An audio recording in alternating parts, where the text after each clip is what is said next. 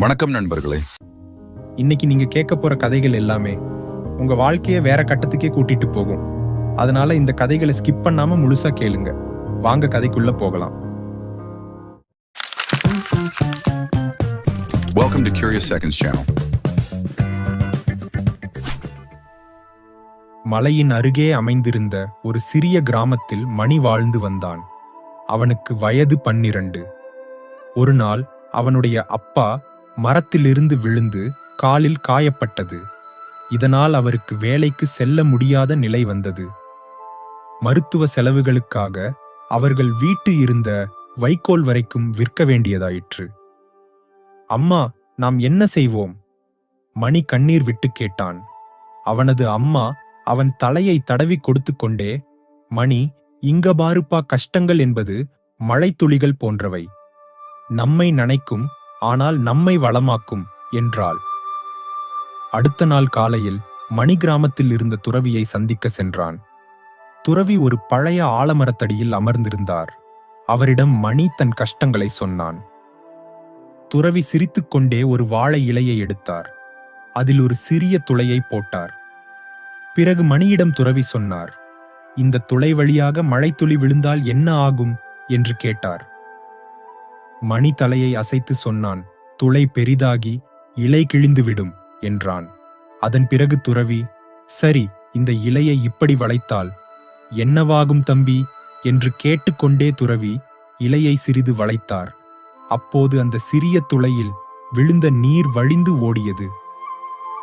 பிறகு துறவி மணியிடம் மெதுவாகச் சொன்னார், கஷ்டங்களும் இப்படித்தான். நாம் உறுதியாக இருந்தால் அவை நம்மை தாண்டி ஓடிவிடும். ஆனால் நாம் வலுவிழந்தால் அது நம்மை துளைத்துவிடும் என்றார். மணிக்கு துறவியின் வார்த்தைகளை கேட்டபின் நம்பிக்கையும் மன தைரியமும் கிடைத்தது. மணி வீடு திரும்பிய போது அவனுக்கு ஒரு யோசனை தோன்றியது. அவன் கிராமத்தில் இருந்த கடைக்கு சென்று தன் பழைய பள்ளி புத்தகங்களை விற்று சில காய்கறி விதைகளை வாங்கினான். அவன் தன் வீட்டின் முன் இருந்த சின்ன முற்றத்தில் அவன் அம்மாவுடன் சேர்ந்து ஒரு சிறிய தோட்டம் அமைத்தான். முதல் வாரம் கடும் வெயிலில் பல செடிகள் வாடின. மணிமனம் சோர்ந்து துறவியிடம் சென்றான். மணி துறவியிடம் நடந்த எல்லாவற்றையும் கூறினான். துறவி அவனை தன் வீட்டின் அருகில் இருந்த கிணற்றிலிருந்து தண்ணீர் எடுக்க சொன்னார். பிறகு மணி துறவிக்கு நன்றி கூறி அங்கிருந்து புறப்பட்டான். வழியில் மணி தன் தோட்டத்திற்கு தண்ணீர் கிடைத்ததை நினைத்து மிகவும் மகிழ்ச்சியாக இருந்தான். மறுநாளிலிருந்து மணி காலையில் எழுந்து அந்த கிணற்றிலிருந்து தண்ணீர் எடுத்து தோட்டத்திற்கு கொண்டு சென்றான். 3 மாதங்களுக்குப் பிறகு அவனது சிறிய தோட்டம் பச்சை கம்பளம் போல் அழகாக தோற்றமளித்தது. அவன் தன் வீட்டின் முன் தன் அம்மாவுடன் சேர்ந்து காய்கறிகளை வியாபாரம் செய்தான். மணியின் தோட்டத்து காய்கறிகள் நல்ல ஆரோக்கியமான காய்கறிகளாக இருந்ததால் கிராமத்தார்கள் மணியிடமிருந்து காய்கறிகளை வாங்க ஆரம்பித்தனர். திடீரென ஒரு நாள் பலத்த மழை பெய்தது. அந்த மழையில் மணியின் தோட்டம் பாழாகிவிட்டது. மறுநாள் அவன் மீண்டும் துறவியிடம் சென்றான். ஆனால் மணியின் முகம் மிகவும் சோகமாக காட்சியளித்தது. மணி துறவியிடம், நேற்று இரவு பெய்த மழையில் என் தோட்டத்தில் தண்ணீர் தேங்கி என் செடிகள் பாழாகிவிட்டது என்று சொல்லியபடி மணியின் கண்களிலிருந்து கண்ணீர் வந்தது. துறவி அருகிலிருந்த ஒரு பாறையை காட்டி, இந்த பாறையை பார், இதிலுள்ள சிறிய பள்ளங்கள் எப்படி உருவாயின என்று கேட்டார். அதற்கு மணி, அந்த பாறையின் மீது தொடர்ந்து தண்ணீர் விழுந்ததால் துறவியே. ஆம், சரியாக சொன்னாய்.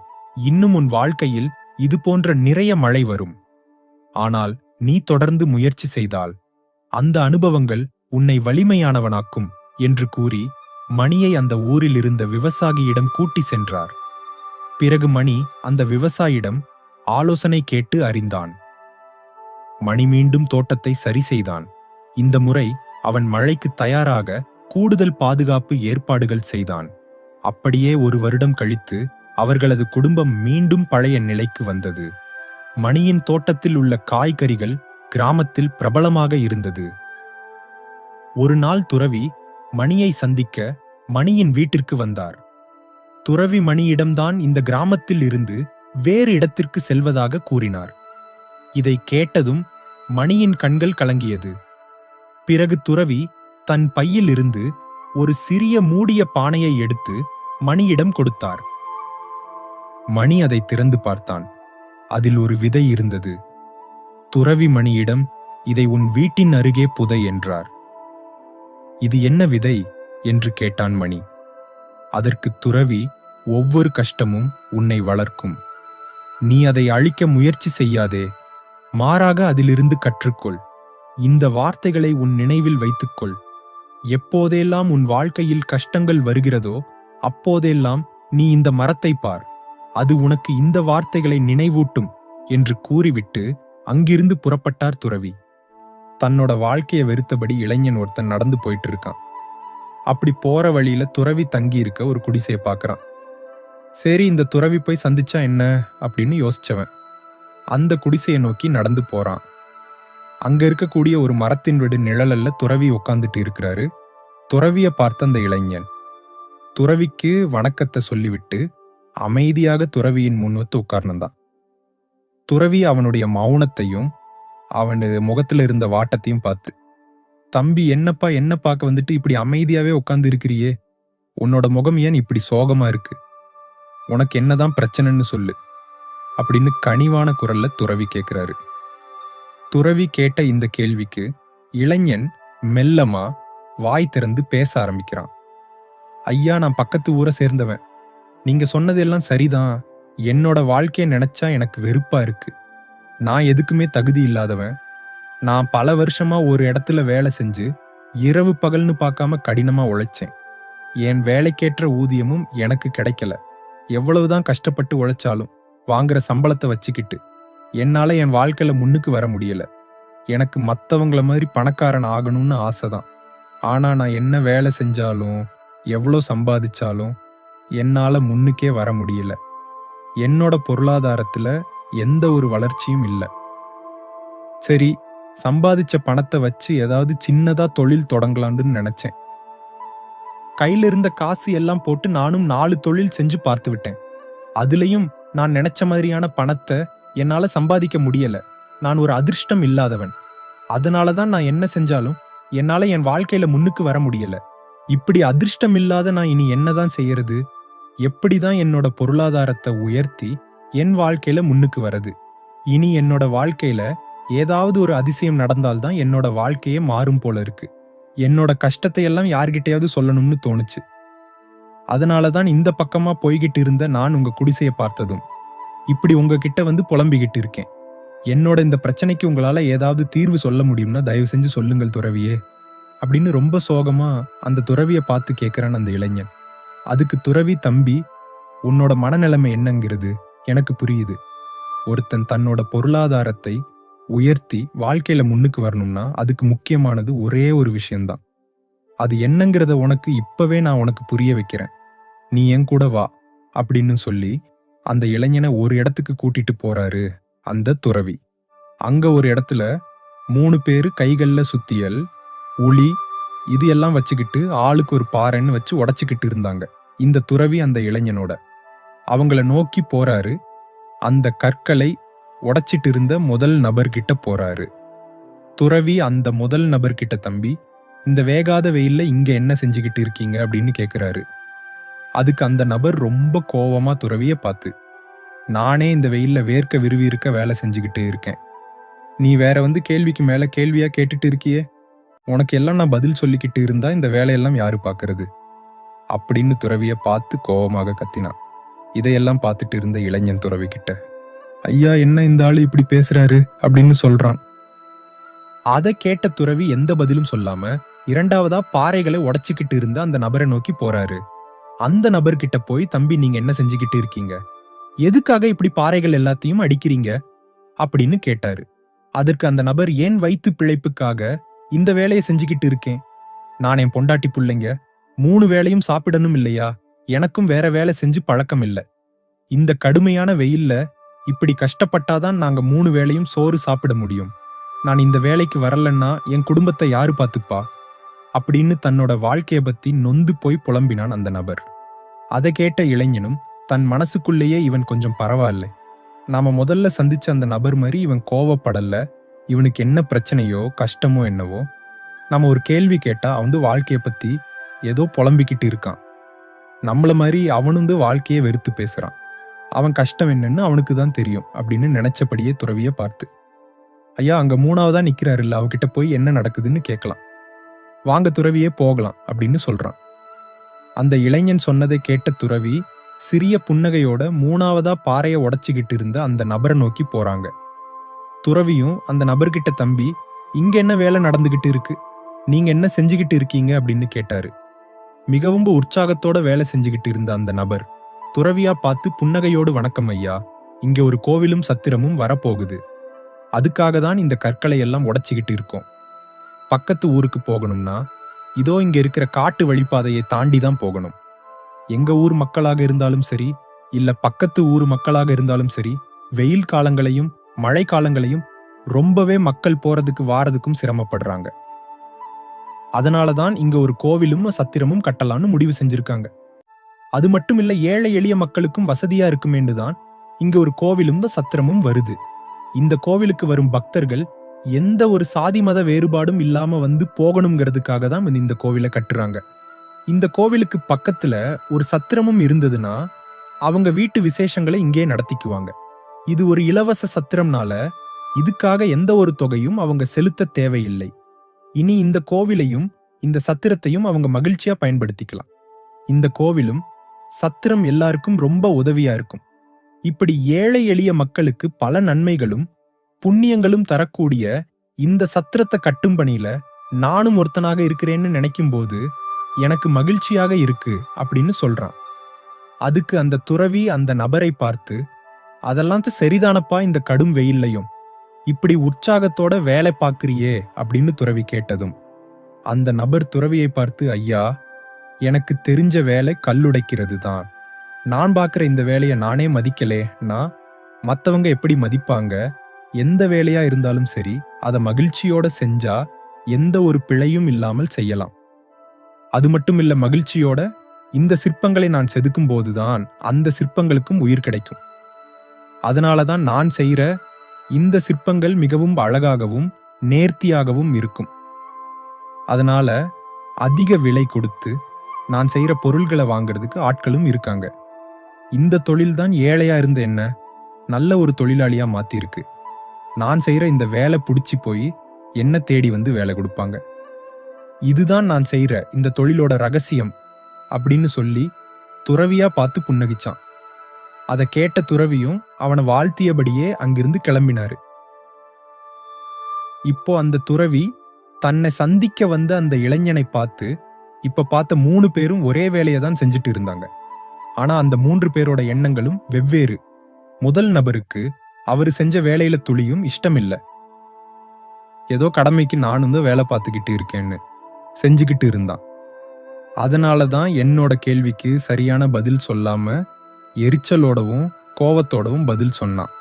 அவனோட இந்த மனநிலை எதிரில் நிக்கிறது யாருங்கிறதையே அவன் புரிஞ்சுக்க முடியாத ஒரு நிலைமைக்கு கூட்டிட்டு போயிருக்கு. அதனாலதான் எதிரில் நிக்கிறது யாருங்கிறத கூட முழுசா உணராத அவன் அப்படி கடுமையா பேசினான். 2வது நபருக்கும் தான் செஞ்சுட்டு இருந்த வேலையில துளியும் ஈடுபாடு இல்ல. தான் செஞ்சுட்டு இருக்க வேலையில ஈடுபாடும் மரியாதையும் இல்லாததால தான் குடும்பத்தை காப்பாத்தினா போதும், 3 வேளை சாப்பாட்டுக்கு பணம் இருந்தா போதும் என்கிற எண்ணத்துல கடமைக்கு அந்த வேலையை செஞ்சுக்கிட்டு இருந்தான். ஆனா அந்த 3வது நபரோ அவர் செய்யும் வேலையை விருப்பத்தோட முழு ஈடுபாட்டோடவும் மகிழ்ச்சியோடும் செஞ்சான். அதனாலதான் இந்த கடுமையான வெயிலையும் பொருட்படுத்தாம சிரிச்ச முகத்தோடவும் மகிழ்ச்சியோடவும் வேலை செஞ்சான். அவனோட தொழில அவன் வெற்றி பெற்றதுக்கான ரகசியமும் இதுதான். அவன் செஞ்சுக்கிட்டு இருக்கிற வேலைய கடமைக்காகவோ இல்ல பணம் சம்பாதிக்கணும் அப்படிங்கிற எண்ணத்துல மட்டும்தான் வேலை செய்யல, அதையும் தாண்டி ஒரு ஈடுபாட்டோட செஞ்சான். அதனாலதான் மற்ற 2 பேரோட அவனால வேகமாகவும் அழகாகவும் செய்ய முடியுது. அவனோட இந்த கடமை உணர்ச்சியும் பொறுப்பு உணர்ச்சியும் தான் ஏழையா இருந்த அவனை இப்போது நல்ல நிலைமைக்கு கொண்டு வந்திருக்கு. நாம என்ன வேலை செஞ்சாலும் என்ன தொழில் செஞ்சாலும் அதை முழு மனசோடவும் விருப்பத்தோடவும் செய்யணும். கடமைக்கோ எந்த ஒரு ஈடுபாடும் இல்லாம. நாம பார்க்குற வேலையா இருந்தாலும் சரி, தொழிலா இருந்தாலும் சரி, நிச்சயமா பொருளாதார ரீதியா நமக்கு கை கொடுக்கவே கொடுக்காது. நாம மகிழ்ச்சியோட ஒரு வேலையை செய்யும்போது, நாம செய்யக்கூடிய வேலையை நாம எதிர்பார்த்ததை விட சிறந்ததாவே முடியும். மகிழ்ச்சியோடவும் ஈடுபாட்டோடவும் நீ செய்யற வேலை இன்னைக்கு இல்லைனாலும் என்னைக்காவது ஒரு நாள் நிச்சயமா உன்னை ஒரு நல்ல நிலைமைக்கு கூட்டிட்டு போகும் அப்படின்ட்டு சொல்லி முடிக்கிறார் அந்த துறவி. அதை கேட்டன இளைஞனுக்கு தன் மனசில் இருந்த குழப்பங்கள் நீங்கி மனம் தெளிவாகவும் மகிழ்ச்சியுடனும் துறவிக்கு நன்றி சொல்லியபடி அந்த இடத்திலிருந்து புறப்பட்டான். இதுக்கப்புறம் அந்த இளைஞரோட வாழ்க்கை ரொம்ப சிறப்பான வாழ்க்கையாவே மாறிடுச்சு. அவன் நினைச்ச மாதிரி அவனால நல்ல ஒரு பொருளாதார நிலைமைக்கும் வர முடிஞ்சது. இந்த கதையிலிருந்து நாம் புரிந்து கொள்ள வேண்டியது, நாம எந்த வேலை பார்த்தாலும் சரி, அந்த வேலையை விருப்பத்தோடவும் மன மகிழ்ச்சியோடு உங்க கடின உழைப்பையும் போட்டு செஞ்சா கண்டிப்பா உங்க வாழ்க்கையும் முன்னேறும். நீங்க நினைச்ச நிலைமைக்கு வருவீங்க. உங்க வாழ்க்கையிலையும் நல்ல பொருளாதார வளர்ச்சியும் சந்தோஷமும் பெருகட்டும் என்று ஒரு கிராமத்துல ஒரு சின்ன குடிசைய வீடு. அந்த வீட்டுல ஜென் துறவி ஒருத்தர் வாழ்ந்துகிட்டு இருந்தாரு. அந்த துறவிக்கு ஒரு சில சீடர்கள் இருந்தாங்க. அந்த சீடர்கள்ல ஒரு சீடர் மட்டும் எப்ப பார்த்தாலும் ரொம்ப சோகமாகவும் ரொம்ப குழப்பத்தோடையும் எந்த நேரமும் வாழ்க்கையில நடந்து முடிஞ்ச விஷயத்த பத்தி தன்னோட மனசுக்குள்ள போட்டு குழப்பிக்கிட்டே இருந்தாரு. இத பார்த்த அந்த ஜென் துறவி இந்த பிரச்சனையிலிருந்து அந்த சீடனை வெளியே கொண்டு வர ஒரு சரியான பாடத்தை கத்துக் கொடுக்கணும் அப்படின்னு முடிவு எடுத்தாரு. ஒரு நாள் அந்த ஜென் துறவி அந்த சீடனையும் கூட்டிட்டு பக்கத்துல இருக்கிற ஒரு கிராமத்துக்கு போறாரு. அப்படி போகும்போது அவங்க போற வழியில ஒரு பெரிய ஆறு ஒண்ணு வருது. அந்த ஆற்றை கடந்த மட்டும்தான் பக்கத்து கிராமத்துக்கு அந்த துறவிக்கும் அந்த சீடனாலும் போக முடியும். அந்த ஆற்றை கடக்கணும்னா அவங்க 2 பேருமே நடந்து போய் தான் ஆகணும். அப்புறம் அந்த ஜென் துறவி, நான் முன்னாடி போறேன், நீ என் பின்னாடி தொடர்ந்து வா அப்படின்னு அவர் சீடன் கிட்ட சொல்லிட்டு முன்னாடி நடக்க ஆரம்பிக்கிறாரு. உடனே அந்த சீடனும் அப்படியே ஆகட்டும் குருவே அப்படின்னு சொல்லிட்டு அந்த ஆற்றை கடக்கிறதுக்கு 2 பேரும் கால் எடுத்து வைக்கிறாங்க. உடனே பின்னாடி இருந்து ஒரு பொண்ணோட குரல் கேக்குது. அந்த துறவியும் சீடனும் உடனே திரும்பி பார்க்கிறாங்க. அங்க ஒரு பெண் கையில ஒரு மஞ்சப்பைய வச்சுட்டு நிக்கிறாங்க. அந்த பெண் அந்த ஆற்றை கடந்து அந்த பக்கம் போக முடியல. அதனால அங்க இருக்கக்கூடிய அந்த துறவி கிட்ட உதவி கேட்கிறாங்க. துறவியே, நான் சீக்கிரமா இந்த ஆற்றை கடந்து அந்த பக்கம் போகணும். என்னோட குழந்தை அந்த கிராமத்துல உடம்புக்கு முடியாம இருக்கிறான். என் பிள்ளைக்கு மருந்து வாங்க தான் நான் இங்க வந்தேன். ஆனா இப்போ நான் வந்த படகுல ஒரு ஓட்டை விழுந்து இருக்கு. அதனால இந்த படகு வச்சுக்கிட்டு என்னால இந்த ஆற்றை கடந்து அந்த பக்கம் போக முடியல. என்னால நடந்தும் இந்த ஆற்றை கடக்க முடியல. அதனால நீங்க என்ன உங்க தோள் மேல தூக்கிட்டு இந்த ஆற்றை கடக்கிறதுக்கு எனக்கு உதவி செய்வீங்களா அப்படின்னு கேக்குறாங்க. அந்த ஜென் துறவியும் அந்த பெண் கேட்டபடியே தன்னோட தோள் மேல அந்த பெண்ணை தூக்கிட்டு அந்த ஆற்றை கடந்து அந்த பக்கம் போய் கிராமத்துல அந்த பெண்ணை பத்திரமாக இறக்கி விடுறாரு. இதையெல்லாம் பார்த்த சீடனுக்கு ஆச்சரியம் தாங்கல. ஏன்னா துறவியா இருக்கும் பட்சத்துல பெண்களை தொடக்கூடாது அப்படிங்கிற ஒரு கட்டுப்பாடு இருக்கு. அந்த துறவியும் தன்னோட சீடர்களுக்கு அந்த கட்டுப்பாட்டை சொல்லி கொடுத்துதான் பாடம் நடத்தியிருக்காரு. ஆனா இன்னைக்கு அந்த துறவியே அந்த கட்டுப்பாடு எல்லாத்தையும் மீறிட்டாரு.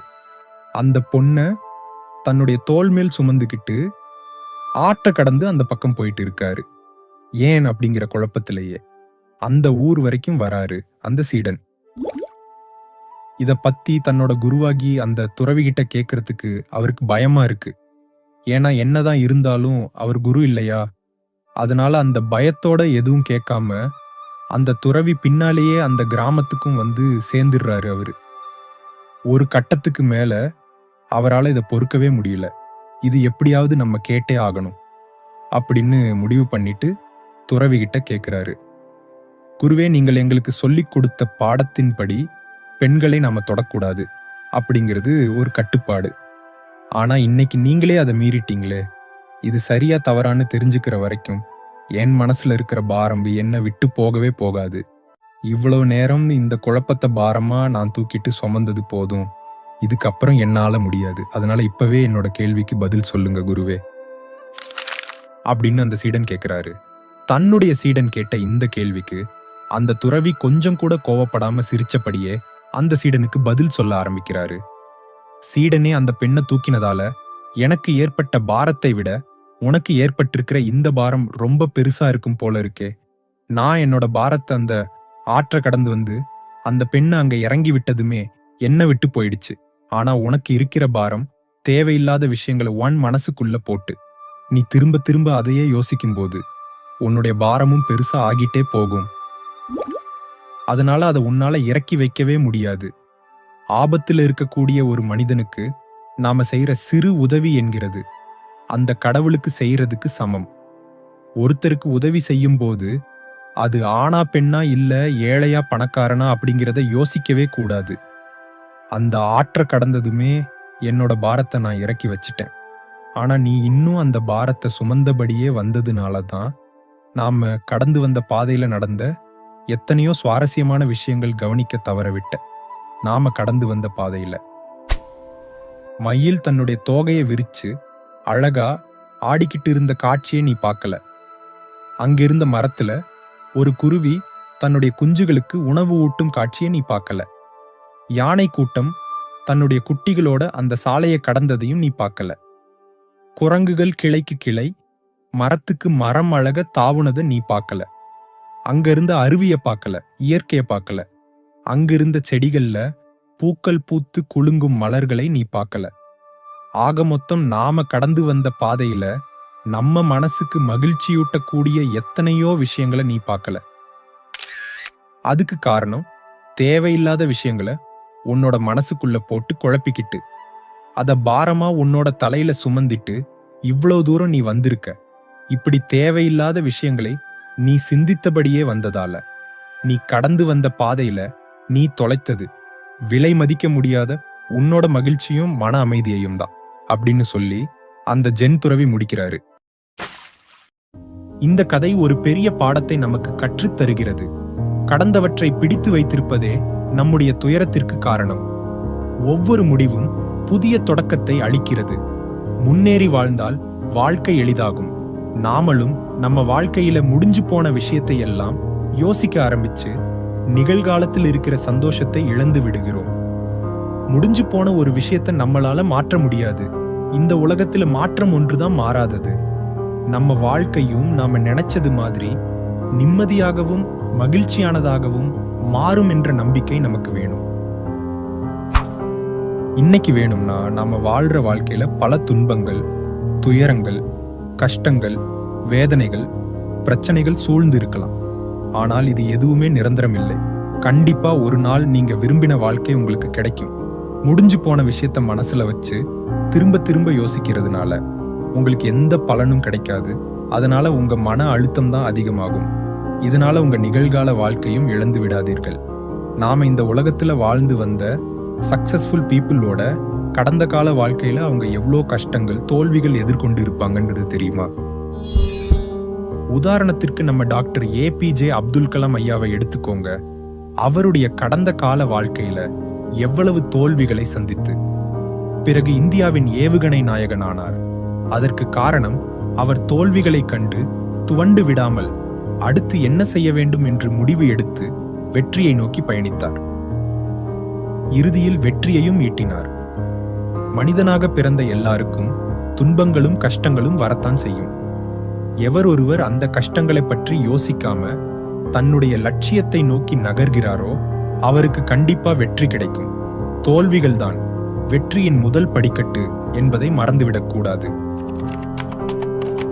தோல்விக்கு பின் வெற்றி அப்படின்னு என்பதை நினைவில் வச்சுக் கொள்ளுங்க. முடிஞ்சு போன விஷயத்தை பற்றி யோசிச்சு துவண்டு மூளையில கிடைப்பதை காட்டிலும் அதை கடந்து போவதே மேல். தன்னம்பிக்கை விடாமுயற்சியோட ஒரு விஷயத்தை நோக்கி பயணிச்சீங்கன்னா உங்களுக்கு கண்டிப்பா வெற்றி கிடைக்கும். இந்த வீடியோ ஏதோ ஒரு வகையில மோட்டிவேட் பண்ணியிருக்கு என்று நம்புறேன். துறவி ஒருத்தர் தன்னுடைய சீடர்களோட ஒரு ஊர்ல இருந்து இன்னொரு ஊருக்கு பயணம் செய்யறாரு.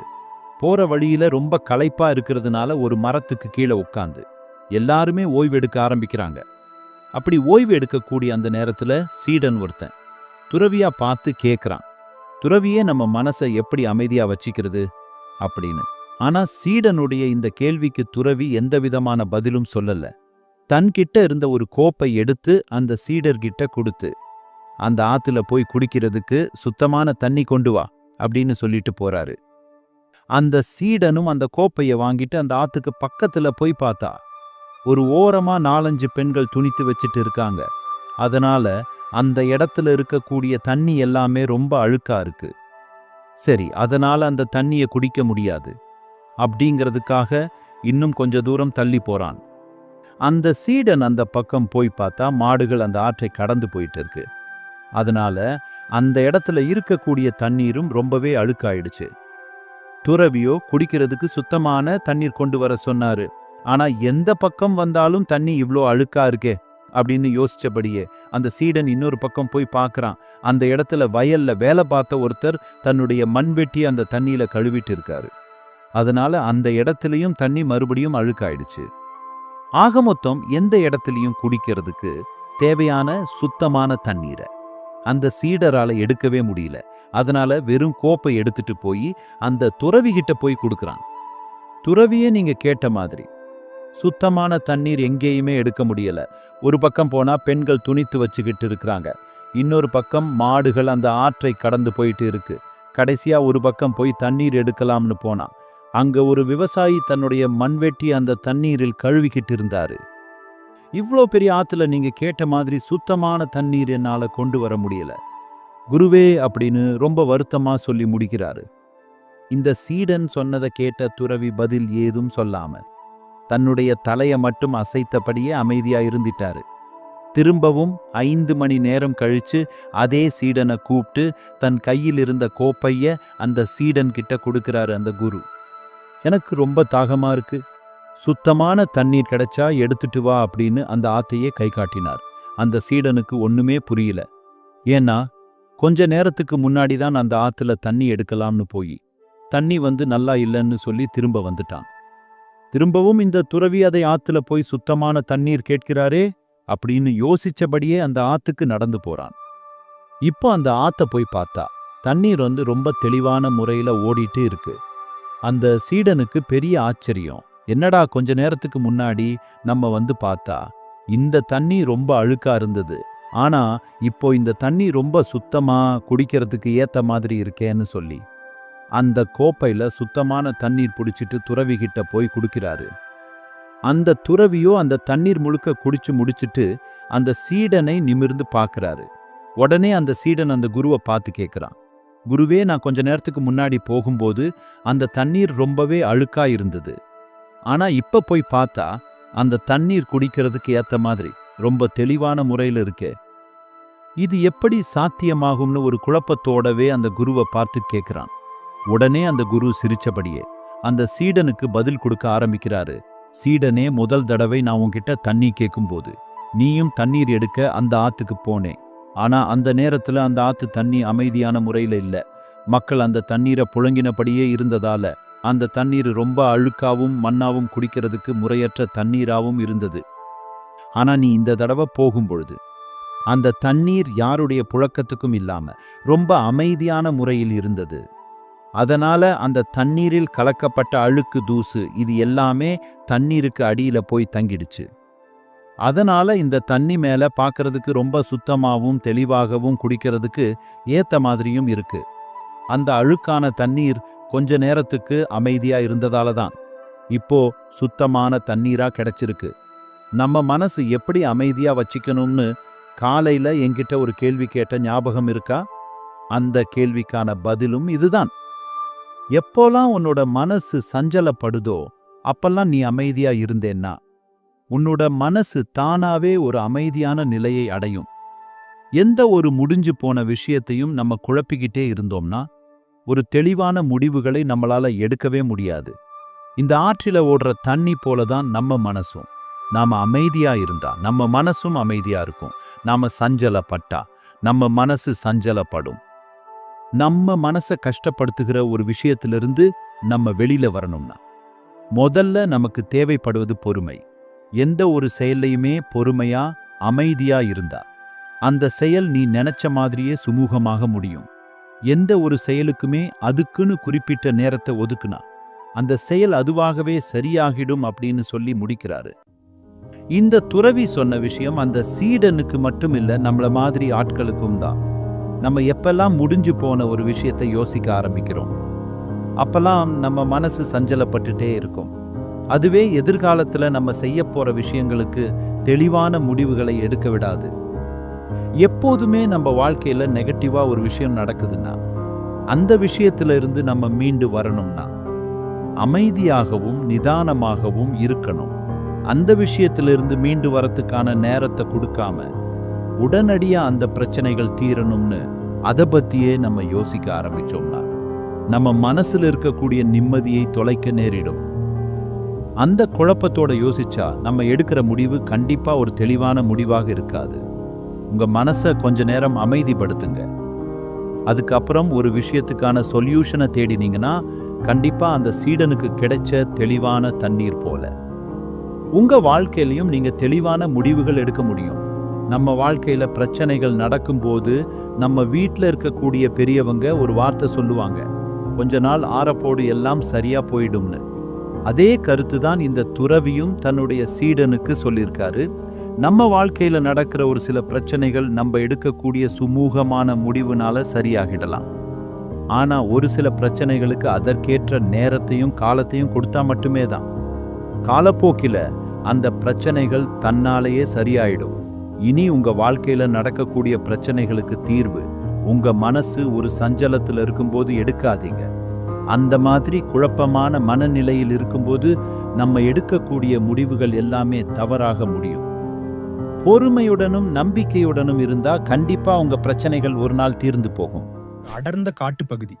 அதுல இருந்த குகை ஒண்ணுல புகழ்பெற்ற முனிவர் ஒருத்தர் வாழ்ந்துட்டு வந்தாரு. அந்த முனிவர் தியானம் பண்றதுக்குன்னே பெயர் போன முனிவர்.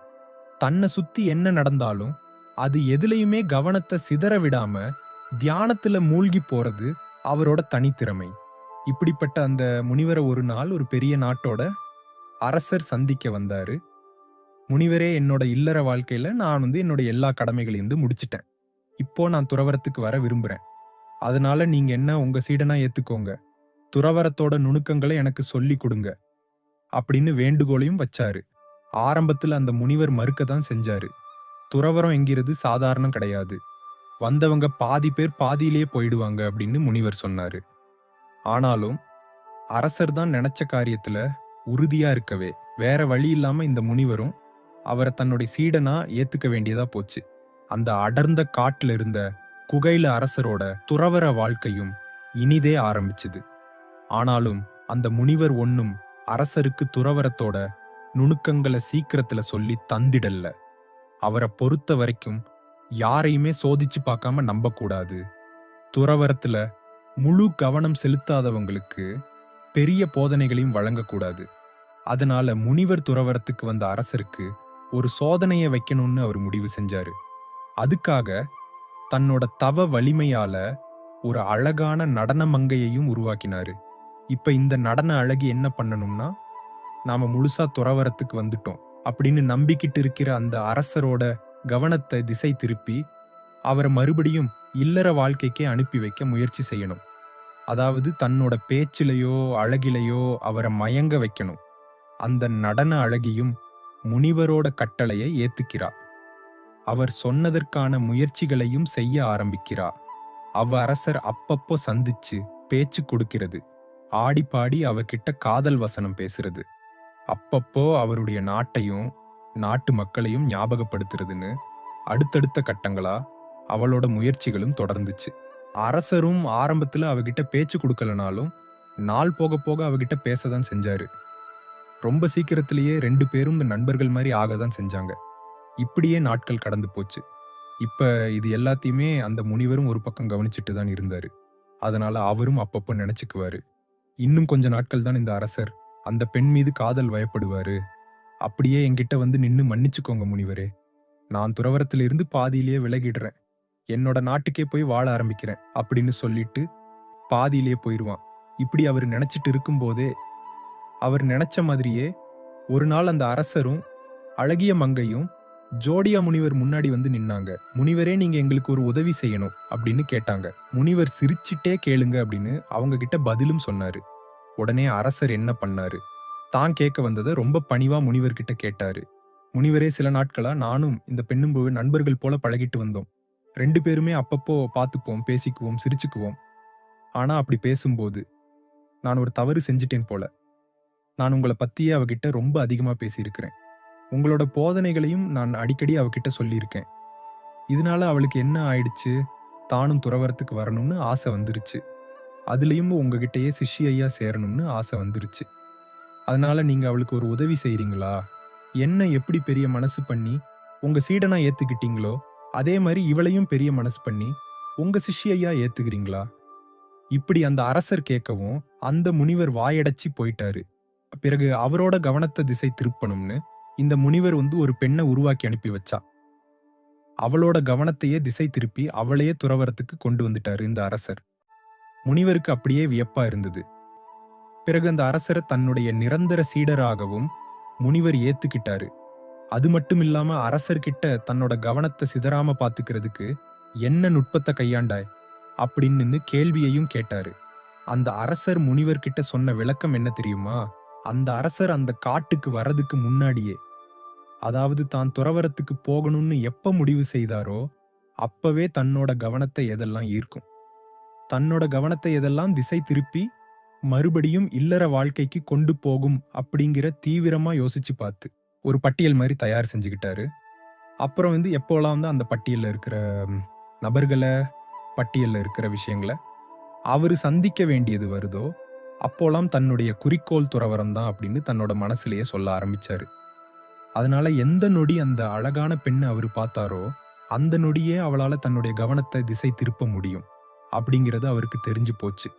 அவளோட பழகுற பேசுற ஒவ்வொரு நொடியும் என்னோட குறிக்கோள் துறவரம் தான் அப்படிங்கறத அவர் தன்னுடைய மனசுல சொல்லிக்கிட்டே வந்தாரு. இதனாலதான் அந்த பெண்ணோட அத்தனை நாட்கள் பழகுன பின்னாடியும் அவருடைய மனம் கொஞ்சம் கூட திசை திரும்பல. அவருடைய குறிக்கோள் துறவரம் அப்படிங்கிற விஷயமே அந்த பெண்ணையும் அது இழுத்துட்டு வந்துருச்சு. இன்னைக்கு இந்த கதையை கேட்டுட்டு இருக்கிற நம்மளையும் கூட எத்தனையோ விதமான டிஸ்ட்ராக்டிங் பாயிண்ட்ஸ், எத்தனையோ விதமான கவனத்தை திசை திருப்பும் காரணங்கள் நம்ம குறிக்கோள் அடைய விடாம தடுத்து இருக்கிறது இல்லையா? ஆனால் அதையும் மீறி நம்ம குறிக்கோள் அடையணும் அப்படின்னா அந்த அரசர் செய்ததையே தான் நம்மளும் செய்யணும். நம்முடைய கவனத்தை எதெல்லாம் சிதறடிக்கும், இல்ல நம்முடைய கவனத்தை எதெல்லாம் திசை திருப்பும் அப்படிங்கிறத ஒரு பட்டியல் மாதிரி தயார் பண்ணிக்கணும். எப்போலாம் அந்த பட்டியல்ல இருக்கிற காரணங்களோட நம்ம தொடர்புக்கு வர்றோமோ, எப்போலாம் அந்த காரணங்கள் நம்மளை தொந்தரவு செய்தோ, அப்போலாம் நம்முடைய குறிக்கோளை நம்ம மனசுல திரும்ப திரும்ப ஒரு ரிமைண்டர் மாதிரி சொல்லிக்கிட்டே வரணும். அந்த காரணங்கள் கூட நம்ம வழிக்கு திருப்பணுமே தவிர எந்த காரணத்தை கொண்டும் நம்ம அந்த காரணங்களோட வழிக்கு போயிடக்கூடாது. இதை நம்ம பண்ணாலே போதுங்க, கவன சிதறலுக்கு மத்தியிலையும் கூட நம்ம குறிக்கோள்ல நம்ம வெற்றி பெறலாம் அப்படின்னு சொல்லி இந்த கதை நான் முடிச்சுக்கிறேன். இந்த கதையை கேட்ட பின்னாடி உங்களை எதெல்லாம் டிஸ்ட்ராக்ட் பண்ணுது அப்படிங்கிறத பத்தி நீங்க ஒரு செகண்ட் யோசிச்சு பார்த்தீங்கன்னா, உங்களை இதெல்லாம் டிஸ்ட்ராக்ட் பண்ணுது அப்படிங்கிறத கீழே கமெண்ட்ல தெரிவிங்க. இன்னொரு நாள் இன்னொரு கதையோட மறுபடியும் சந்திக்கலாம். ஒரு காலத்தில் ஒரு சுட்டெரிக்கும் பாலைவனத்தின் நடுவில் ஒரு பலவீனமான சிறிய குருவி வசித்து வந்தது. பாலைவனத்தில் வெப்பம் தாங்க முடியாததாக இருந்தது. மணல் எரிந்து கொண்டிருந்தது.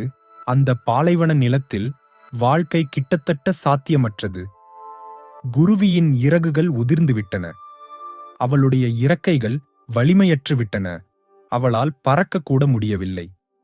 ஒவ்வொரு நாளும் அவள் உணவு மற்றும் தண்ணீரை தேடினாள். ஆனால் எதையும் காணவில்லை. அவளுடைய நாட்கள் தனிமையால் நிறைந்திருந்தன. அவளுடைய இரவுகள் பயத்தால் நிறைந்திருந்தன. சில சமயங்களில் அவள் நினைத்தாள், என் வாழ்க்கையில் வலி மட்டுமே இருக்கிறது. கடவுள் ஏன் என்னை உயிருடன் வைத்திருக்கிறார்? ஒரு மதிய வேளையில் அவள் ஒரு பாறையின் சிறிய நிழலின் கீழ் பலவீனமாக அமர்ந்திருந்த போது தூரத்தில் ஒரு உருவம் மெதுவாக நடந்து செல்வதைக் கண்டாள். அவன் அருகில் வந்ததும் அது ஒரு இளம் துறவி என்பதை அவள் உணர்ந்தாள். அவன் பயணம் செய்வதால் சோர்வாக தெரிந்தான். ஆனால் அவன் கண்களில் அமைதி இருந்தது. குருவி தன் பலத்தை திரட்டி நடுங்கும் குரலில், ஓ துறவி, நீங்கள் எங்கே போகிறீர்கள் என்று கூப்பிட்டது. துறவி நின்று குருவியை நோக்கி நடந்தான். ஏழை பறவையைக் கண்டதும் அவன் கண்கள் மென்மையாகின. குருவியின் துன்பத்தைக் கண்டு அவன் இதயம் உருகியது. துறவி சிறிய புன்னகையோடு, அவர், நான் என் குருவை சந்திக்கப் போகிறேன். அவர் இந்த பாலைவனத்தின் மறுபக்கத்தில் வசிக்கிறார். அவர் மிகுந்த ஞானமுள்ளவர். ஆனால் சரி, நீங்கள் இங்கே என்ன செய்கிறீர்கள்? எப்படி இவ்வளவு பரிதாபகரமான நிலையை அடைந்தீர்கள் என்று சொல்லுங்கள் என்று துறவி கேட்டான். சோகமான குரலில் குருவி பதிலளித்தது, நான் எனது விதியால் மிகவும் துன்பப்படுகிறேன். என் வாழ்க்கை தாங்க முடியாததாகிவிட்டது. நான் பலவீனமாக இருக்கிறேன். என்னால் பறக்க முடியாது. எனக்கு உணவு இல்லை, தண்ணீர் இல்லை, வீடு இல்லை. என் துன்பம் எப்போது முடியும் என்று சொல்லுங்கள் என்று கேட்டதும் இளம் துறவி ஒரு கணம் நின்று, பின்னர் மெதுவாக, நான் திரும்பி வரும்போது என் குரு துறவியிடம் கேட்டுவிட்டு உனக்கு நான் சொல்கிறேன் என்று கூறினார். குருவி தலையை தாழ்த்தி, நான் உங்களுக்காக காத்திருப்பேன் என்று கூறியது. பிறகு இளம் துறவி மீண்டும் தனது பயணத்தை தொடர்ந்தான். அவர் தனது குருவின் குடிசையை அடைந்ததும் அவர் வணங்கி எல்லாவற்றையும் அவரிடம் கூறினார். ஐயா, வழியில் நான் மிகுந்த துயரத்தில் வாழும் ஒரு குருவியை சந்தித்தேன் என்று அவர் கூறினார். அதன் துயரம் எப்போது முடிவுக்கு வரும் என்று என்னிடம் கேட்டது. தயவு செய்து எனக்கு பதில் சொல்ல முடியுமா? குரு கண்களை மூடி அமைதியாக யோசித்தார். சிறிது நேரம் கழித்து அவர் கண்களை திறந்து, இன்னும் 10 வருடங்களுக்கு அந்த குருவியின் வாழ்க்கையில் துன்பங்கள் எழுதப்பட்டுள்ளன என்றார். இதை கேட்டதும் சீடர்களின் இதயம் சோகத்தில் மூழ்கியது.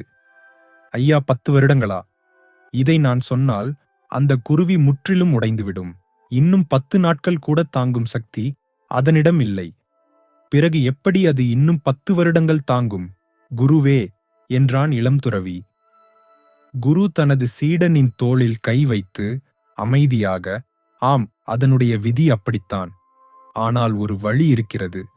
அது என்னவென்றால், பசியாக இருந்தாலும், தாகமாக இருந்தாலும், பலவீனமாக இருந்தாலும், அல்லது தனிமையாக இருந்தாலும், ஒவ்வொரு சூழ்நிலையிலும் அவள் தன் இதயத்தால் கடவுளுக்கு நன்றி சொல்ல வேண்டும் என்று குருவியிடம் சொல். நன்றியுணர்வு அந்த குருவியை துக்கத்தில் ஆழமாக மூழ்காமல் பாதுகாக்கும் என்று கூறினார். திரும்பி வரும் வழியில் குருவி தனக்காக ஆர்வத்துடன் காத்திருப்பதை இளம் துறவி கண்டார். அவரை பார்த்ததும் குருவியின் கண்கள் பிரகாசித்தன. குருவி, ஓ துறவி, உங்கள் குரு என்னை பற்றி என்ன சொன்னார் என்று கேட்டது. சீடர் தயங்கினார். ஆனால் பின்னர் மெதுவாகச் சொன்னார். உனக்கு இன்னும் 10 வருட துன்பம் காத்திருக்கிறது என்று அவர் கூறினார். இதை கேட்டதும் குருவி உறைந்து போய் நின்றது. அதன் சிறிய உடல் நடுங்கியது. அதன் கண்கள் கண்ணீரால் நிரம்பியது. இன்னும் 10 வருடங்களா? நான் இப்படி இன்னும் 10 நாட்கள் கூட வாழ முடியாது. உடனே சீடன் குருவியின் அருகில் மண்டியிட்டு, சின்ன குருவியே, நம்பிக்கையை இழக்காதே. ஒவ்வொரு சூழ்நிலையிலும் என்ன நடந்தாலும் கடவுளுக்கு முழு மனதுடன் நன்றி கூறு. அதை உண்மையாகச் முழு மனதுடன் சொல்லு. எல்லாவற்றிற்கும் எல்லாம் வல்ல இறைவனுக்கு நன்றி என்று. சிட்டுக்குருவி சிறிது நேரம் அமைதியாக இருந்தது. பின்னர் அது, இது எனக்கு எப்படி உதவும் என்று எனக்கு புரியவில்லை, ஆனால் நான் முயற்சிப்பேன் என்று சொன்னது. அன்று முதல் குருவி ஒவ்வொரு சூழ்நிலையிலும் நன்றி சொல்லத் தொடங்கியது. பாலைவனத்தில் பலவீனமாக உணர்ந்தபோது, எல்லாவற்றுக்கும் நன்றி, இந்த சூடான மணலுக்கும் கூட நன்றி என்று குருவி கூறியது. குடிக்க தண்ணீர் இல்லாத போதும் குருவி, எல்லாவற்றுக்கும் நன்றி இறைவா. குருவியின் இறகுகள் உதிர்ந்து அவள் உடல் மெலிந்த போதும் அவள் இன்னும் எல்லாவற்றுக்கும் நன்றி என்று திரும்பத் திரும்பச் சொன்னது. நாட்கள் கடந்தன. மெதுவாக ஏதோ மாறத் தொடங்கியது. மெதுவாக சிட்டுக்குருவியின் இறகுகள் மீண்டும் வளரத் தொடங்கின. அவள் இறக்கைகளில் புதிய சக்தியை உணர்ந்தாள். ஒரு நாள் வானம் கருமேகங்களால் நிரம்பியது. பலத்த காற்று வீசியது. விரைவில் பலத்த மழை பெய்தது. பாலைவனம் பச்சை தாவரங்களால் பூத்தது. ஓரிடத்தில் தண்ணீர் தேங்கி ஒரு குளத்தை உருவாக்கியது. சிட்டுக்குருவி தண்ணீரை குடித்தது, விதைகளை தின்றது, உயிர் தன் உடலுக்கு திரும்புவது போல் உணர்ந்தது. அவள் இறக்கைகளை விரித்தாள். அவளுடைய மகிழ்ச்சிக்காக குருவியால் மீண்டும் பறக்க முடிந்தது. சில வாரங்களுக்குப் பிறகு இளம் துறவி அதே பாலைவனத்தின் வழியாக திரும்பினார். அவருக்கு ஆச்சரியம். சிட்டுக்குருவி காற்றில் மகிழ்ச்சியுடன் பறப்பதைக் கண்டார். பசுமை மற்றும் வாழ்க்கை மகிழ்ச்சியால் சூழப்பட்டது. இளம் துறவி தனது குருவிடம் விரைந்து சென்று ஐயா ஐயா, குருவிக்கு இன்னும் 10 ஆண்டுகள் துன்பம் இருப்பதாக நீங்கள் என்னிடம் சொன்னீர்கள். ஆனால் ஒரு சில வாரங்களில் அவளுடைய வாழ்க்கை முற்றிலும் மாறிவிட்டது. இது எப்படி சாத்தியம்? குரு மெதுவாகச் சிரித்துக்கொண்டே, ஆம், அவளுடைய விதியில் 10 வருட துக்கம் எழுதப்பட்டிருந்தது. ஆனால் குருவி அவளுடைய விதியை மாற்றினாள். தூய்மையான இதயத்துடன் எல்லாவற்றிற்கும் நன்றி இறைவா என்று ஒருவர் உண்மையிலேயே கூறும்போது அது அனைத்து கர்மாவையும் எரித்துவிடும். குருவி மற்றும் இளம் துறவியின் கதை நம் சொந்த வாழ்க்கையின் கண்ணாடி. எல்லாம் வறண்டதாகவும் வெறுமையாகவும் நம்பிக்கையற்றதாகவும் உணரும்போது நாம் ஒவ்வொருவரும் கஷ்டங்களை கடந்து செல்கிறோம். தரிசு பாலைவனத்தைப் போலவே நம் வலிமையையோ நம்பிக்கையையோ அல்லது தொடர்ந்து முன்னேறும் விருப்பத்தையோ கூட இழக்க நேரிடும். இது போன்ற சமயங்களில் குருவியைப் போலவே நாம் அடிக்கடி கேட்கிறோம், ஏன் எனக்கு மட்டும்? இந்த துன்பம் எப்போது முடிவுக்கு வரும்? குருவிக்கு குரு சொன்ன செய்தி நம் அனைவருக்கும் ஒரு ஆழமான உண்மையை எடுத்துச் செல்கிறது. நன்றியுணர்வு வலியை அமைதியாக மாற்றும் மற்றும் விதியில் எழுதப்பட்டதை கூட மாற்றும் சக்தி கொண்டது. வாழ்க்கை நம்மை சிரமங்களுக்குள் தள்ளும்போது நாம் புகார் செய்ய ஆரம்பிக்கிறோம், உதவியற்றவர்களாக உணர்கிறோம் அல்லது மற்றவர்களை குறை கூறுகிறோம். ஆனால் புகார் செய்வது வலியை நீக்குவதில்லை, அது அதை அதிகரிக்கிறது. மறுபுறம் நன்றியுணர்வு நமக்கு தாங்கும் வலிமையை தருகிறது மற்றும் மாற்றத்திற்கான கதவுகளை திறக்கிறது. குருவி தனது வலி, பசி மற்றும் பலவீனத்திற்காக கூட கடவுளுக்கு நன்றி சொல்ல முடிவு செய்தது. முதலில் அது அர்த்தமற்றது. ஆனால் மெதுவாக அவள் இதயம் இலகுவானது, அவள் வலிமை திரும்பியது, அவளுடைய சுற்றுப்புறங்களும் கூட மாறியது. நம் வாழ்க்கையிலும் இதுதான் நடக்கிறது. கடினமான காலங்களில் நாம் நன்றி சொல்லத் தொடங்கும்போது, கஷ்டத்திலும் நன்றி சொல்ல கற்றுக்கொள்ளும்போது நமது மனப்பான்மை நேர்மறையாக மாறும். மேலும் நேர்மறையான அணுகுமுறை நம் சொந்த வாழ்க்கையில் நேர்மறையான சூழ்நிலைகளை ஈர்க்கிறது. காணாமல் போனவற்றில் கவனம் செலுத்துவதற்கு பதிலாக நம்மிடம் உள்ளவற்றில் கவனம் செலுத்தி எல்லாவற்றிற்கும் நன்றியுடன் இருந்தால் பாலைவனங்கள் கூட தோட்டங்களாக பூத்து குலுங்குவதை காணலாம். எனவே சூழ்நிலைகள் எளிதாகும்போது வாழ்க்கை மாறாது என்பதை எப்போதும் நினைவில் கொள்ளுங்கள். நமது மனநிலை வலுவடையும் போது அது மாறுகிறது. ஒவ்வொரு சூழ்நிலையிலும் நன்றியுணர்வுடன் இருக்க கற்றுக்கொள்ளும்போது நமது அணுகுமுறை நேர்மறையாக மாறும். மேலும் நேர்மறையான அணுகுமுறை தோல்விகளை பாடங்களாகவும் போராட்டங்களை வலிமையாகவும் கனவுகளை யதார்த்தமாகவும் மாற்றும். எனவே நண்பர்களே, நன்றியுணர்வை ஏற்றுக்கொண்ட போது துன்பப்படும் குருவி எப்படி உருகியது என்பதை நீங்கள் பார்த்திருப்பீர்கள். பிரச்சனை மறையும் போது வாழ்க்கை மாறாது, நமது அணுகுமுறை மாறும்போது வாழ்க்கை மாறுகிறது. கிராமத்துல அக்கா தம்பி 2 பேரும் வாழ்ந்து வந்தாங்க. இதுல தம்பிக்கு பார்வை தெரியாது. அதனால பெரும்பாலான நேரங்கள்ல அவர் வீட்டிலேயே தான் இருந்தாரு. அவங்களுக்கு கொஞ்சம் விவசாய நிலம் இருந்தது. அந்த விவசாய நிலத்துல அக்கா விவசாயம் செய்து அவங்களோட வாழ்க்கையே ஓட்டிட்டு இருந்தாங்க. ஆனா இவங்களுக்கு ஒரு பிரச்சனை தொடர்ந்து ரொம்ப நாளா இருந்துகிட்டே இருந்தது. அது என்னன்னா, அவங்களோட பயிர்கள் எல்லாம் அருகில் இருந்த காட்டுல இருந்து வந்த விலங்குகள் நாசம் பண்ணிக்கிட்டே இருந்துச்சு. அதனால அவங்களுக்கு ரொம்ப இழப்புகள் ஏற்பட்டுக்கிட்டே இருந்துச்சு. இந்த பிரச்சனை எப்படி தீர்க்கிறது அப்படின்னு ரொம்ப நாளா யோசிச்சுட்டு இருந்த அக்காக்கு ஒரு திட்டம் உதிச்சது. அது என்னன்னா, தன்னோட தம்பிய வயல்களுக்கு நடுவுல ஒரு சின்னதா குடிசை போட்டு அங்க தங்க வச்சிட்டாக்க விலங்குகள். அங்க வரும்போதெல்லாம் அந்த சத்தத்தை கேட்டு தம்பி பெருசா சத்தம் எழுப்பி பயப்படுத்தி அந்த விலங்குகள் எல்லாம் அங்கிருந்து ஓட வச்சிடலாம் அப்படின்னு யோசித்தவ தம்பி கிட்ட இந்த திட்டத்தை பத்தி சொன்னான். அதை கேட்ட தம்பிக்கும் கண்டிப்பா செஞ்சிடலாம் அக்கா அப்படின்னு சொன்ன உடனே அந்த வயல்களுக்கு நடுவுல ஒரு சின்ன குடிசைய கட்டி அதுல தம்பிய தங்க வச்சாங்க. இப்ப விலங்குகள் அங்க வந்தாக்கா தம்பி விலங்குகள் வர்ற சத்தத்தை கேட்டு பெருசா சத்தம் எழுப்பி பயமுறுத்தி அங்கிருந்து விலங்குகளை துரத்தி விட்டுட்டே இருந்தாரு. இப்படியே நாட்கள் ஓடிக்கிட்டு இருந்தது. அப்படிதான் ஒரு நாள் அந்த நாட்டோட அரசர் காட்டுல வேட்டையாடிக்கிட்டு இருந்தாரு. அப்போ அவர் வேட்டையாட போன ஒரு மான் ஒண்ணு அவகிட்ட இருந்து தப்பிச்சு இந்த அக்கா தம்பிகளோட வயல்கள் வழியா ஓடுச்சு. அந்த மான் ஓடுற சத்தத்தை தம்பியும் கேட்டாரு. கொஞ்ச நேரம் கழிச்சு அங்க வந்த அரசர் இவகிட்ட இந்த பக்கமா ஒரு மான் ஓடிச்சே பாத்தீங்களா அப்படின்னு கேட்டாரு. அதுக்கு தம்பி என்ன சொன்னாரு? அரசே, நான் பார்வையற்றவன், நான் பார்க்கல. ஆனா இந்த பக்கம் அந்த மான் ஓடிச்சு, அந்த சத்தம் எனக்கு கேட்டுச்சு அப்படின்னு சொன்னாரு. அதுக்கு அரசன், ஓ அப்படியா, இப்ப எவ்வளோ வேகமா ஓடிச்சு, இப்ப போனா எங்களால அந்த மானை பிடிக்க முடியுமா அப்படின்னு கேட்டாரு. அதுக்கு அந்த பார்வையற்றவர் என்ன சொன்னாருன்னா, அரசரே, நீங்க அந்த மானை வேட்டையாடக்கூடாது, அது பாவம் அப்படின்றது சொல்றாரு. அதுக்கு அரசர், ஏன் மானை வேட்டையாடக்கூடாதுன்னு சொல்ற அப்படின்னு கேட்ட உடனே, அரசே, அது ஒரு பெண் மானு, அதுவும் இல்லாம அந்த மான் ஒரு கர்ப்பிணியா இருக்கு, அதனால அந்த மானை நீங்க வேட்டையாடக்கூடாது அப்படின்னு கேட்டுக்கிட்டாரு இந்த கண் பார்வையற்றவர். அதுக்கு அரசர் சிரிக்க ஆரம்பிச்சிட்டாரு. என்னப்பா சொல்ற, நீ உனக்கு கண்ணு தெரியாதுன்னு சொல்ற, ஆனா அந்த மான் ஒரு கர்ப்பிணி மான் அப்படின்னு சொல்றியே, உனக்கு எப்படி தெரியும்?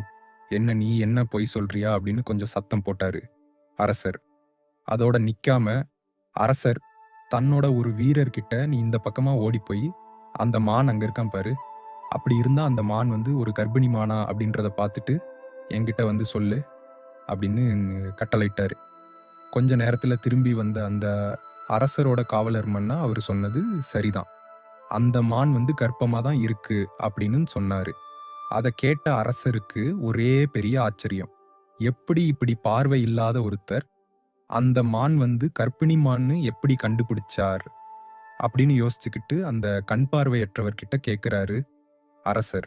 இங்க பாருப்பா, நீ கண் பார்வை இல்லைன்னு சொல்ற, ஆனா இந்த பக்கம் ஓடி போன மான் ஒரு கர்ப்பிணி மான் அப்படின்னு சொல்ற, எது உண்மைன்னு என்னால புரிஞ்சுக்க முடியல. உனக்கு உண்மையிலேயே கண் பார்வை தெரியுமா தெரியாதான்னு அது எனக்கு தெரியல. அதனால உனக்கு இன்னொரு வேலை வைக்கிறேன். அந்த காரியத்தை நீ சரியா செஞ்சேன்னா உனக்கு கண் பார்வை இல்லைன்னு நான் நம்புறேன் அப்படின்னு சொன்னாரு. அதுக்கு அந்த தம்பி, சொல்லுங்க அரசே, என்ன செய்யணும் சொல்லுங்க அப்படின்னு கேட்டாரு. அப்போ அரசர் இந்த தம்பி எதிர்பார்க்காத ஒரு விஷயத்த சொன்னாரு. அது என்னன்னா, இந்த நாட்டோட அரசி இந்த அரசருக்கு உண்மையா இருக்காங்களா இல்லையா, நீங்க தான் பார்த்து சொல்லணும் அப்படின்னு அந்த தம்பி கிட்ட கேட்டாரு. அதை கேட்ட அந்த கண் பார்வை அற்றவருக்கு ஒரே அதிர்ச்சி ஆயிடுது. அரசே, நீங்க என்ன சொல்றீங்க? நம்ம நாட்டு அரசி உங்களுக்கு உண்மையா இருக்காங்களா இல்லையான்னு நான் பார்த்து சொல்லணுமா? இது என்ன சந்தேகம் அப்படின்னு கேட்டாரு அந்த தம்பி. அதுக்கு அரசர் கோபமா, அது உனக்கு தேவையில்லாத விஷயம், நான் சொன்னதை உன்னால செய்ய முடியுமா முடியாதா அப்படின்னு சொன்னாரு. அதுக்கப்புறம் அந்த கண் பார்வை இல்லாதவர், அரசே, நீங்க சொல்றீங்க, அதுக்காக செய்யறேன், ஆனா நான் சொல்றத நீங்க செய்யணும், அப்பதான் என்னால கண்டுபிடிச்சு சொல்ல முடியும் அப்படின்றது சொன்னாரு. அதுக்கு அந்த அரசர், உனக்கு என்ன வேணும்னாலும் சொல்லு, நான் செய்யறேன், ஆனா நான் சொன்ன காரியத்தை சரியா செஞ்சு முடிக்கணும் அப்படின்றது சொன்னாரு. அதுக்கு அந்த கண் பார்வை இல்லாதவர், நீங்க என்னையும் அரசியையும் ஒரு அறையில தனியா பேசுற மாதிரி விடணும் அப்படின்ட்டு சொன்னாரு. அதை கேட்ட உடனே அரசருக்கு அவ்வளோ கோபம் வந்துடுச்சு. என்ன தைரியம் இருந்தா நீ என்கிட்ட இந்த மாதிரி கேப்ப அப்படின்னு கத்துனாரு. அதுக்கு அந்த கண் பார்வை இல்லாதவர், அரசரே, இதுக்கு தான் உங்ககிட்ட முன்னாடியே சொன்னேன், நான் என்ன சொன்னாலும் நீங்க செஞ்சு கொடுக்கணும், அப்பதான் நீங்க சொன்ன காரியத்தை என்னால செய்ய முடியும். நீங்க நான் சொன்ன மாதிரி செஞ்சீங்கன்னா, நீங்க என்ன கேட்டீங்களோ அதை நான் சரி பார்த்து எது உண்மை எது போய் அப்படிங்கிறத உங்ககிட்ட கண்டிப்பா சொல்லுவேன் அப்படின்றது சொன்னாரு. அதுக்கு சரின்னு சொன்ன அரசர் அந்த கண் பார்வை இல்லாதவரை அரண்மனைக்கு அழைச்சிட்டு போனாரு. அங்க போன உடனே ஒரு ஒரு அறையில இந்த கண் பார்வை இல்லாதவரை உட்கார சொல்லிட்டு அந்த அறைக்கு அரசியையும் அனுப்பி வச்சாரு. அப்படி அங்க உட்கார்ந்த அரசிகிட்ட இந்த கண் பார்வை இல்லாதவர் வணக்கம் சொல்லிட்டு, அரசியே, நான் உங்களை தொட்டு பார்க்கலாமா அப்படின்னு கேட்டாரு. அதை கேட்ட உடனே அந்த அரசிக்கு அவ்வளோ கோபம் வந்துருச்சு. அந்த கண் பார்வை இல்லாதவரை அடிக்க ஆரம்பிச்சிட்டாங்க. வலி தாங்க முடியாத கத்திக்கிட்டே இருந்த அந்த கண் பார்வை அற்றவர் மெதுவா எப்படியோ அங்கிருந்து தப்பிச்சு அந்த அறையை விட்டு வெளியில வந்துட்டாரு. இந்த சத்தத்தை கேட்டு அங்க அரசர், இவங்கிட்ட என்னப்பா என்ன ஆச்சு, ஏன் இப்படி கத்துற, என்ன ஆச்சு அப்படின்றது கேட்டாரு. அதுக்கு இந்த கண் பார்வை இல்லாதவர், அரசே, உங்க மனைவி உங்களுக்கு துரோகம் பண்றாங்க அப்படின்னு சொன்னாரு. இதை கேட்ட அரசருக்கு அவ்வளோ கோபம் வந்துடுச்சு. அந்த கோபத்தோட அறைக்குள்ள போனவர் அந்த அரசிகிட்ட, இங்க பாரு, இப்ப நான் கேட்க போற கேள்விக்கு நீ உண்மையை சொல்லணும், பொய் சொன்னனா உன்னோட தலை இங்க தரையில உருளும் அப்படின்னு. தன்னோட வாள் எடுத்துக்கிட்டு நின்னாரு ராஜா. அதை பார்த்து பயந்து போன அரசி, அரசே என்ன உங்களோட கேள்வி அப்படின்னு கேட்டாங்க. அதுக்கு அரசர், நீ உண்மையிலேயே எனக்கு உண்மையாதான் இருக்கிறியா இல்ல துரோகம் பண்றியா அப்படின்னு கேட்டாரு. அதை கேட்டு அரசிக்கு உண்மையெல்லாம் புரிஞ்சிடுச்சு. அந்த கண் பார்வை இல்லாதவர் தான் அரசர்கிட்ட உண்மைய சொல்லிட்டார் போல இருக்கு அப்படின்னு புரிஞ்சவங்க தான் உயிரை காப்பாத்திக்கிறதுக்காக அரசே உண்மைதான், நான் உங்களுக்கு உண்மையா இல்லை அப்படின்னு அழுதுகிட்டே சொன்னாங்க. அதை கேட்ட அரசருக்கு ஓரளவு திருப்தியும் வந்தது. ஏன்னா ரொம்ப நாளா அவங்கிட்ட இருந்த சந்தேகத்துக்கு இப்போ விடை கிடைச்சிருச்சு. அதனால அறையிலிருந்து வெளியில வந்த அரசர் அந்த கண் பார்வை இல்லாத தம்பி கிட்ட போயிட்டு, நீ எப்படி இந்த உண்மையை கண்டுபிடிச்ச அப்படின்னு கேட்டாரு. அதுக்கு இந்த தம்பி, அரசே நான் அரசிகிட்ட தொடலாமா அப்படின்னு கேட்டேன். ஆனா அவங்களுக்கு ரொம்ப கோபம் வந்து என்ன அடிக்க ஆரம்பிச்சுட்டாங்க. எங்க உடம்பு முழுவதும் என்ன அடிச்சுக்கிட்டே இருந்தாங்க. உண்மையிலேயே அவங்க தொடக்கூடாது அப்படின்னு இருந்திருந்தாங்கன்னா என்ன ஏன் தொட்டடிக்கணும்? அதனால அவங்க பேசுறது ஒண்ணு, செய்யறது ஒண்ணா இருந்தது. அதனாலதான் அவங்க உங்களுக்கு உண்மையா இல்லைன்னு கண்டுபிடிச்சேன் அப்படின்னு சொல்லி முடிச்சார் அந்த கண் பார்வை இல்லாதவர். அதை கேட்டு மகிழ்ச்சி அடைந்த அரசர், ரொம்பவும் புத்திசாலியா இருக்க, நான் உன்கிட்ட இன்னொரு கேள்வி கேட்க போறேன், அதுக்கு சரியான பதில் சொல்லணும் அப்படின்னு சொன்னாரு. இது கேட்ட இந்த தம்பிக்கு கொஞ்சம் பயம் வர ஆரம்பிச்சிடுச்சு. இது என்ன இந்த அரசர் கேள்வி மேல கேள்வியா கேட்டுக்கிட்டே இருக்காரு அப்படின்னு கொஞ்சம் பயத்தோடவே சொல்லுங்க அரசரே, உங்க கேள்வி என்ன அப்படின்னு கேட்டாரு. அதுக்கு அரசர் அவர்கிட்ட, நான் உண்மையிலேயே என் தந்தையோட மகனா இல்ல வேற யாரோ ஒருத்தரோட மகனா அப்படின்னு கேட்டாரு. இத கேட்ட அந்த கண் பார்வை இல்லாதவருக்கு ஒரே பெரிய அதிர்ச்சி.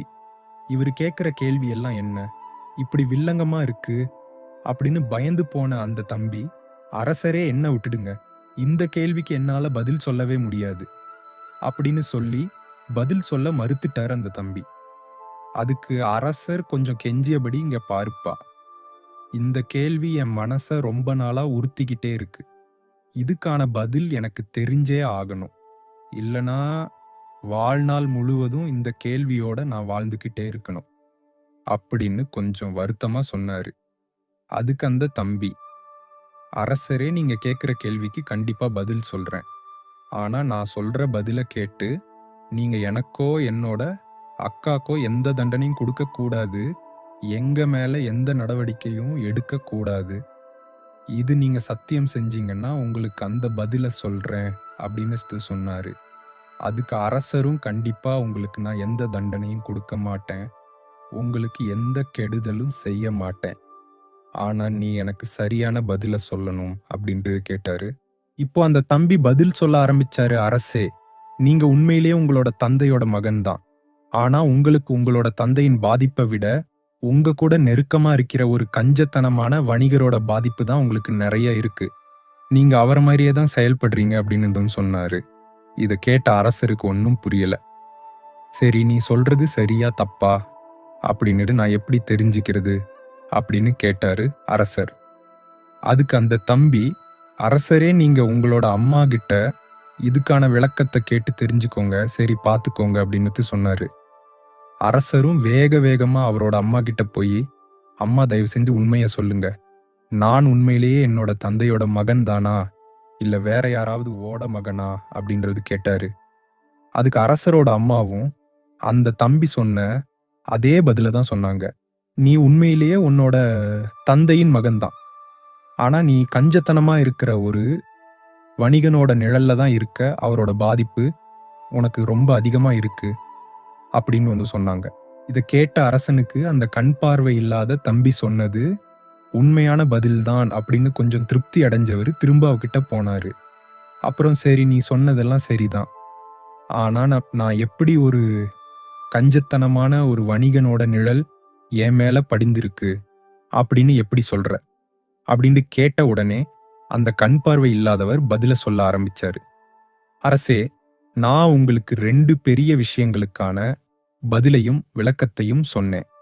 அந்த மான் எப்படி ஒரு கர்ப்பிணி மான் அப்படின்னு சொல்லி நீங்க செய்ய இருந்த பாவத்திலிருந்து காப்பாத்தனே, அதே மாதிரி இந்த நாட்டோட அரசி உங்களுக்கு உண்மையா இல்லாம இருந்தது கண்டுபிடிச்சு அந்த உண்மையை உங்ககிட்ட சொன்னேன். இப்படி இந்த 2 பெரிய விஷயங்களுக்கு தீர்வு சொன்ன எனக்கு நீங்க என்ன வெகுமதிகள் கொடுத்தீங்க? என்ன பரிசு கொடுத்தீங்க? எதுவுமே கொடுக்காம அடுத்தடுத்துன்னு கேள்விகளை கேட்டுக்கிட்டே இருக்கீங்க. அதனால தான் சொன்னேன். நீங்க கஞ்சத்தனமான ஒரு வணிகன் உங்களுக்கு நிழல் மாதிரி இருக்கிறார். அவர் கொடுக்கிற ஆலோசனைகள் பேர்ல தான் நீங்க இந்த நாட்டாட்சி செஞ்சுட்டு இருக்கீங்க அப்படின்னு என்னால சொல்ல முடிஞ்சது. அப்படின்னுட்டு அந்த கண் பார்வை இல்லாதவர் விளக்கம் கொடுத்தார். அதை கேட்ட அரசர் பெருசா சிரிச்சிட்டு அவங்கிட்ட, இங்க பாருப்பா, உனக்கு செல்வங்கள், தேவையான பொருட்கள் எல்லாமே தரேன். ஆனா நீ எனக்கு ஒரு விளக்கத்தை கொடு. உனக்கோ கண் பார்வை கிடையாது. ஆனா எது சரி எது தவறு அப்படிங்கிறத உன்னால எப்படி கண்டுபிடிக்க முடியுது? இந்த திறனை நீ எப்படி வளர்த்துக்கிட்ட? அதுக்கான பதில சொல்லு அப்படின்றது கேட்டாரு அரசர். அதுக்கு அந்த கண் பார்வையற்றவர், அரசே, எனக்கு கண் பார்வை போனது சமீபத்துல தான். இதுக்கு முன்னாடி எனக்கு கண் பார்வை இருந்தது. அப்போ நான் ஒரு முனிவரோட ஆசிரமத்துல தங்கி இருந்தேன். அங்குதான் எனக்கு ஒரு மனிதரோட பேசும்போது அவங்களோட கண்களை பார்த்து, அவங்களோட முக பாவனைகள் பார்த்து, அவங்க செய்யற செயல்களை பார்த்து அவங்க என்ன நினைக்கிறாங்க, அவங்களோட எண்ண ஓட்டங்கள் எப்படி இருக்கு அப்படிங்கிற அந்த வித்தைய கத்துக்கிட்டேன் அப்படின்னு சொன்னாரு. இதை கேட்ட அரசருக்கு மேலும் ஒரு ஆர்வம் பொங்க, அவகிட்ட சொல்லுங்க சொல்லுங்க, அந்த வித்தையை எனக்கு கத்து கொடுங்க அப்படின்றது சொன்னாரு. அரசே, அதெல்லாம் கத்துக்கிறதுக்கு முன்னாடி நாம ஒரு விஷயத்த தெளிவா புரிஞ்சுக்கணும். நாம மத்தவங்கள பத்தி தெரிஞ்சுக்கிறதுக்கு முன்னாடி அவங்க என்ன நினைக்கிறாங்க அப்படிங்கிறத புரிஞ்சுக்கிறதுக்கு முன்னாடி நம்மளோட மனம் முதல்ல ஒரு அமைதி நிலையை அடையணும். நம்மளோட எண்ணங்கள் கடந்த காலத்தை பத்தியோ எதிர்காலத்துல என்ன நடக்குமோ அப்படிங்கிற அந்த சிந்தனைகளிலிருந்து வெளியில வந்து இப்ப நிகழ்காலத்துல நம்மளோட எண்ணங்களை கொண்டு வரணும். அதுக்கு ஒரு அமைதியான மனநிலைக்கு நம்ம நம்மளை தயார்படுத்திக்கணும். அப்படி தயார்படுத்திக்கிட்டு நம்ம முன்னாடி இருக்கிறவங்க கிட்ட பேசும்போது இல்ல அவங்க செய்கிற செயல்களை பார்க்கும்போது அவங்க என்ன நினைக்கிறாங்க, அவங்களோட எண்ண ஓட்டங்கள் என்ன அப்படிங்கிறத கத்துக்க முடியும். அதனால முதல் விஷயமா நீங்க உங்களோட மனசு ஒரு சமநிலைக்கு கொண்டு வந்து நிகழ்காலத்துக்கு கொண்டு வாங்க. தேவையில்லாத கடந்து போன எதிர்கால எண்ணங்களை மனசுல போட்டு குழப்பிக்காம நிகழ்காலத்துக்கு வரணும்.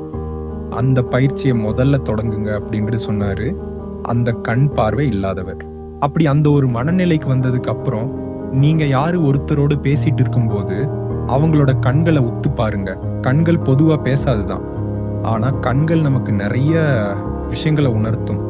கண்களோட அசைவையும் கண்களோட இயக்கத்தையும் நாம நல்ல தெளிவா புரிஞ்சுக்கிட்டோம்னா ஒரு மனிதர் என்ன நினைக்கிறார் அப்படிங்கிறத நம்மளால புரிஞ்சுக்க முடியும். உதாரணமா, ஒருத்தரோட கண்கள் நாம பேசிக்கிட்டு இருக்கும்போது அங்கே இங்கேயும் பார்த்துக்கிட்டே இருந்தது அப்படின்னு வச்சுக்கோங்க. அவங்க நாம பேசுறதுல எந்த ஒரு ஆர்வமும் இல்லாம அந்த இடத்துல இருந்து எப்படி தப்பிச்சு போலாம் அப்படின்னு யோசிக்கிறாங்க அப்படிங்கிறத நம்மளால புரிஞ்சுக்க முடியும். அதே மாதிரி ஒருத்தர் பேசும்போது அவரோட கண்கள் எதிரில் இருக்கிறவங்களோட கண்களை பார்க்காம மேலையும் கீழையும் பார்த்துக்கிட்டு அக்கம் பக்கம் பார்த்துக்கிட்டு பேசிக்கிட்டு இருந்தாங்கன்னா அவங்க உண்மையை சொல்லல, பொய் சொல்றாங்க அப்படிங்கிறத நம்ம தெளிவா புரிஞ்சுக்க முடியும். அதே நேரத்துல பேசுறவங்க நம்ம கண்களை பார்த்து நேரடியா பேசுனாங்கன்னா அவங்க பேசுறதுல ஒரு உண்மை இருக்கு, அவங்க நம்ம கிட்ட பேசுறதுல ஒரு ஆர்வம் இருக்கு அப்படிங்கிறத நாம புரிஞ்சுக்க முடியும். அதே மாதிரி ஒருத்தங்க பேசும்போது அவங்களோட கண் புருவங்கள் கீழ் நோக்கி வளைந்தது அப்படின்னா அவங்க ரொம்ப அதீத சிந்தனையில இருக்காங்க, அதிக கவலையில இருக்காங்க அப்படிங்கிறத நல்லா புரிஞ்சுக்க முடியும். அதே மாதிரி அவங்களோட கண் புருவங்கள் பேசிக்கிட்டு இருக்கும் போது மேல் நோக்கி போகுது அப்படின்னா அவங்க ஒரு ஆச்சரியத்துல பேசுறாங்க, ஒரு எதிர்பார்ப்போட பேசுறாங்க அப்படிங்கிறத புரிஞ்சுக்க முடியும். அதே மாதிரி ஒருத்தங்க பேசிட்டு இருக்கும்போது அவங்களோட கருவிழி ரொம்ப பெருசா ஆகுது, பெருசா தெரியுதுன்னா அவங்க ரொம்ப உற்சாகமா இருக்கிறாங்க, ரொம்ப சந்தோஷமா இருக்காங்க அப்படிங்கிறத புரிஞ்சுக்க முடியும். அதே மாதிரி அந்த கருவிழிகள் ரொம்ப சின்னதா போகுதுன்னா அவங்களுக்கு நீங்க பேசுறது பிடிக்கல அப்படிங்கிறத புரிஞ்சுக்கலாம். அதே மாதிரி மற்றவங்களோட முக பாவனைகள் வச்சு கூட அவங்க என்ன நினைக்கிறாங்க, அவங்களோட எண்ண ஓட்டங்கள் என்ன அப்படிங்கிறதையும் தெரிஞ்சுக்க முடியும் அரசரே அப்படின்னு சொன்னான் அந்த கண் பார்வை இல்லாதவர். உதாரணமா, நீங்க ஒருத்தர்கிட்ட பேசிட்டு இருக்கும்போது அவரோட நெற்றி சுருங்கி அதுல கோடுகள் தோன்றுச்சுன்னா அவங்களுக்கு நீங்க பேசுறதுல எந்த ஒரு உடன்பாடு இல்லை, நீங்க பேசுறது அவங்களுக்கு பிடிக்கல, இல்ல ஏத்துக்க முடியாத கருத்துக்களை நீங்க சொல்றீங்க அப்படின்னு அர்த்தம். அதே நீங்க பேசிட்டு இருக்கும்போது ஒருத்தங்களோட வாய்ப்பகுதி கீழ் நோக்கி நகருது அப்படின்னா அவங்க நீங்க பேசுறது பிடிக்காம அங்கிருந்து கிளம்புறதுக்கு வழி தேடுறாங்க அப்படிங்கிறத நீங்க புரிஞ்சுக்கலாம். அதே மாதிரி ஒருத்தங்க கிட்ட பேசிட்டு இருக்கும்போது அவங்க முகத்துல ஒரு புன்னகையும் அகன்ற விழிகளும் தெரிஞ்சதுன்னா அவங்களுக்கு நீங்க பேசுறது ரொம்ப பிடிச்சிருக்கு, உங்க மேல ஒரு பிடித்தம் இருக்கு அப்படிங்கிறத நீங்க நல்லா புரிஞ்சுக்கலாம். அதே மாதிரி நீங்க பேசுறவங்களோட உடல் மொழியை வச்சு கூட அவங்க என்ன ஓட்டங்களை நம்மளால தெரிஞ்சுக்க முடியும் அப்படின்னு சொன்ன அந்த கண் பார்வையற்றவர் மேலும் தொடர்ந்தார். உதாரணமா, நீங்க ஒருத்தங்க கிட்ட பேசிட்டு இருக்கும்போது அவர் தன் கைகளை வச்சியோ விரல்கள் வழியா எங்கேயோ தட்டிக்கிட்டே இருந்தாரு அப்படின்னா அவங்களுக்கு நீங்க பேசுறதுல எந்த ஒரு ஆர்வமும் இல்லாம அங்கிருந்து கிளம்பி போகணும் அப்படிங்கிறதுல முனைப்பா இருக்கிறாங்க அப்படிங்கிறத புரிஞ்சுக்கலாம்.